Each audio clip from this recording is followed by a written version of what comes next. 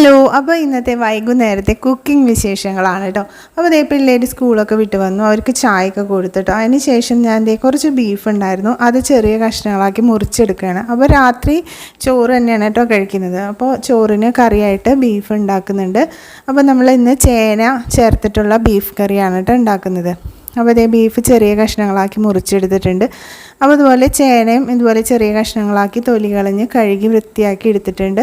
ഒപ്പം തക്കാളി, ഇഞ്ചി, വെളുത്തുള്ളി, പച്ചമുളക് ഒക്കെ പേസ്റ്റാക്കിയത്, വേപ്പില, മല്ലിയില, പുതിനയില അതൊക്കെ ചെറുതാക്കി അരിഞ്ഞത്, പിന്നെ ഇതേ നമ്മളെ സവാള, ചുവന്നുള്ളി, വെളുത്തുള്ളിയൊക്കെ ചേർത്ത് നന്നായിട്ട് തന്നെ മിക്സ് ചെയ്തെടുക്കുന്നുണ്ട് കേട്ടോ. പൊടികളായിട്ട് മുളക് പൊടി, മല്ലിപ്പൊടി, മഞ്ഞൾപ്പൊടി, ഗരം മസാല, പിന്നെ കുറച്ച് ഉലുവ പൊടിയും കൂടി ചേർത്ത് കൊടുക്കുന്നുണ്ട് കേട്ടോ. എന്നിട്ട് ഉപ്പും കൂടി ചേർത്ത് നന്നായിട്ട് തന്നെ ഒന്ന് കുഴച്ചെടുക്കുന്നുണ്ട്. നന്നായിട്ട് മിക്സ് ചെയ്തതിന് ശേഷം നമ്മളിതേ കുക്കറിലിട്ട് 3 വിസിലടുപ്പിച്ച്